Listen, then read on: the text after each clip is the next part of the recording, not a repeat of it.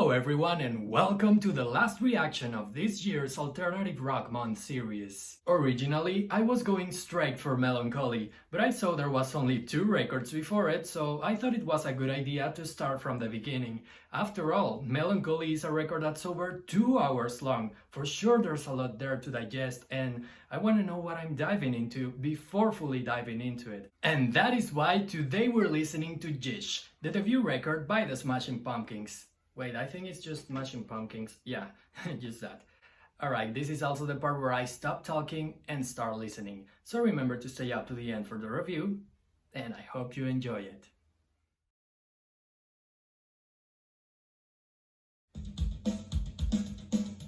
Well, starting a little abruptly, but that's a nice group on the drums right there. Oh, I think this is going to be a little heavier and darker than I expected. Yes! Oof. Was this the entrance song for a WWE wrestler? Because it has that entrance energy.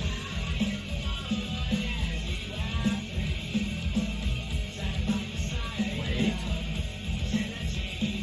I didn't know they were so grungy in the beginnings. They even sound like Soundgarden and Alice in Chains are a baby. From now on, I'm just gonna listen. Yeah, they definitely took a lot of elements from the 90s grunge scene. But they also have something else in their sound, like this bridge. Because no other grunge song sounds this bright. Those guitars are so sharp they could do surgery on me.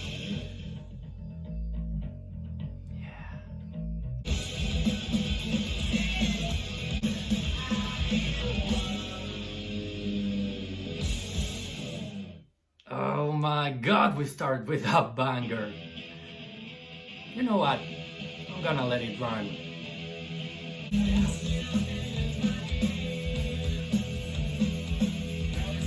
Have you noticed how grunge in the very early 90s had this Middle Eastern quality to it?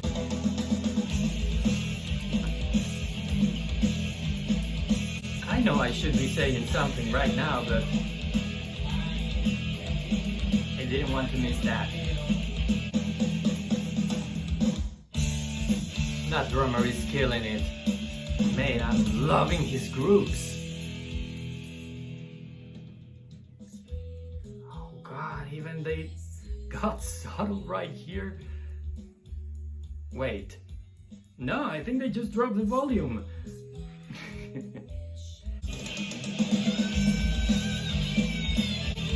Okay, so far I'm adding 2 out of 2.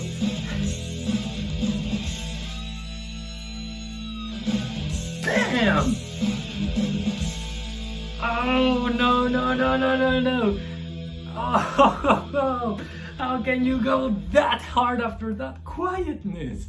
They aren't just they aren't just playing quieter, they are dropping the volume, the overall volume of the song.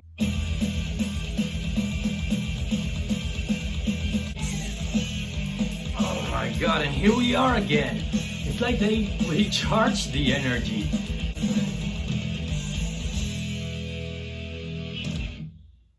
Fuck yes.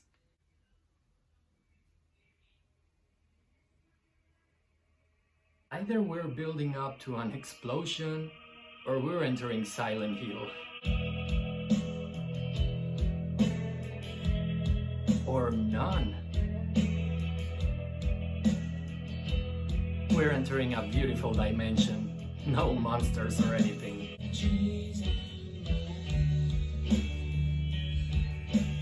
Ah, my god. Haven't heard such a beautiful guitar tone since The Vents by Radiohead, I think.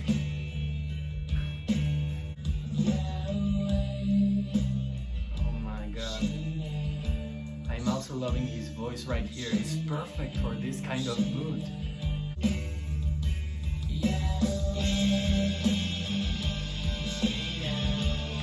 building up so slowly, but we are. Yes, I knew it!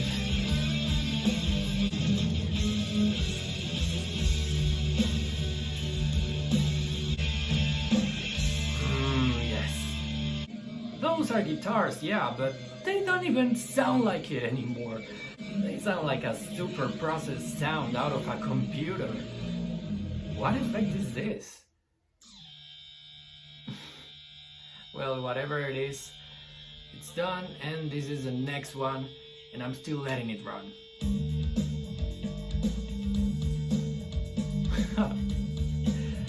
Soothing, heavy, groovy, what else can you ask for? Alright, it sounds like this record has two moods. Super peaceful, super cool. I'm digging so much that guitar work. Back when using dissonance was cool. Sometimes I wonder when mainstream music stopped being this heavy. Seriously, I mean, in the 2000s we even had Slipknot, which was much heavier than this. What happened? Oh, those fails. Did you see what I meant with the brightness? No other grunge band would dare to do this and get away with it even less. Hell yes. Wait, that's not all. These outros are getting more and more cosmic. Oh hell yeah, another trip.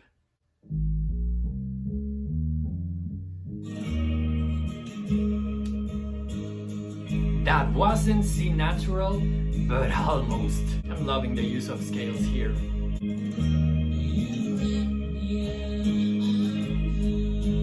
Told you, either super peaceful or super cool.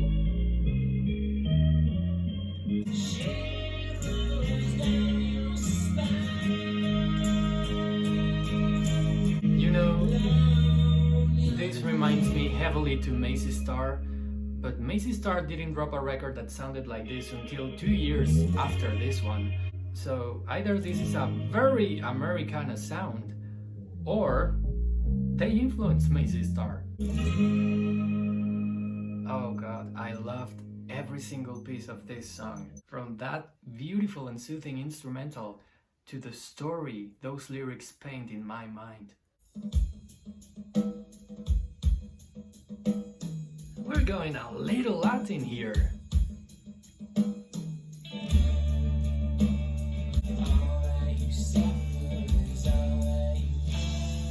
This is much more than just Latin. It's Western as well, obviously grunge. It is that merge of influences.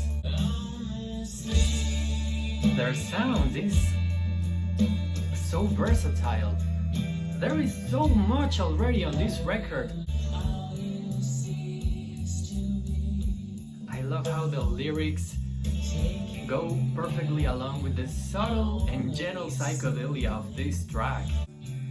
Can't believe it, but this is also spiritual. I could meditate to this.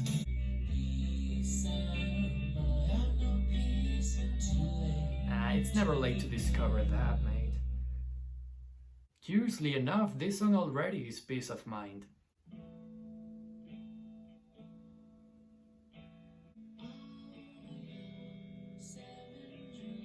I think I made a mistake when I say they were a grunge band. They are much more than just that.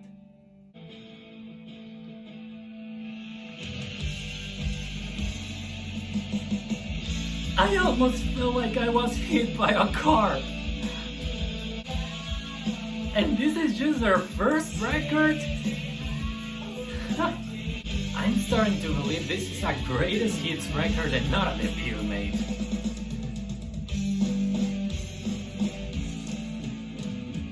Oh, there will be a breakdown. 6/8, that guitar tone, his beautiful voice, floating again.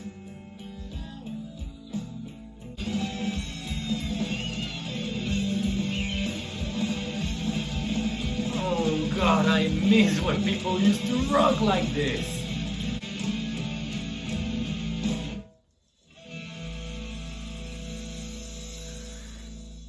They suspended me right there for a moment, but what a beautiful finale. For some called Tristeza, this is so freaking cheerful already.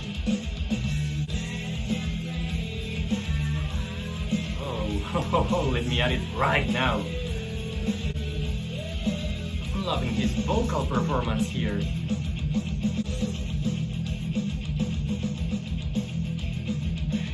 I don't know if this is a chorus, a pre-chorus, a breakdance, a bridge, but I'm loving it. I'm loving that marauding drumming along with that bass and those palm muted guitars, man. Oh, that's the vibrato bar right there. And back up. I really wonder if there is a girl named Tristeza, because that would be very sad.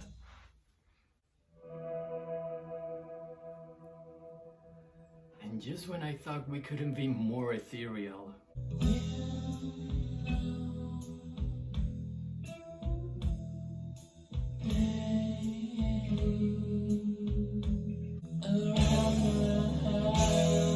I don't know, almost every song has been a slow building up,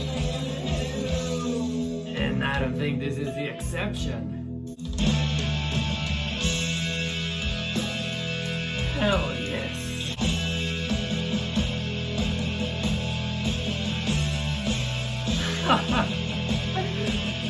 Epic, military, and we're also fascinating.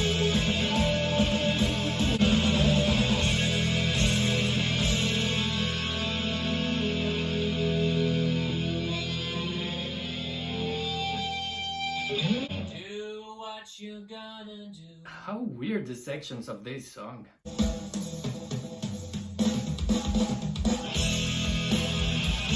Holy damn! But this I didn't expect. Man, this is so ambitious for a debut record.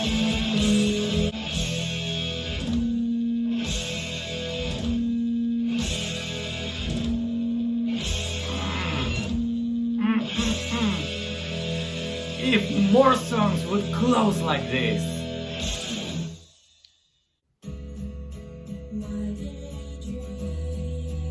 Oh, don't tell me they have their own Kim Deal. Why did she wait so long to sing?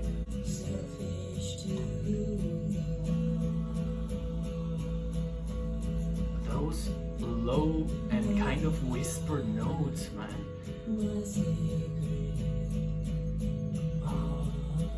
Oh God.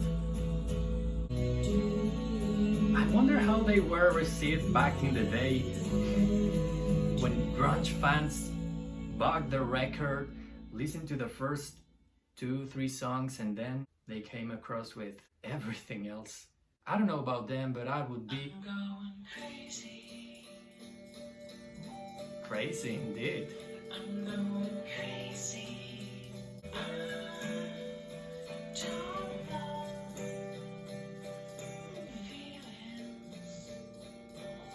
What an unexpected turn.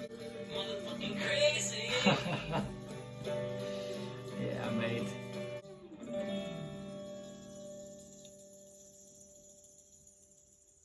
I'm not sure if that chord was augmented or minor major 7, but what a crazy decision indeed to finish your song with that chord. Not only your song, the whole record. I think that was a hidden track.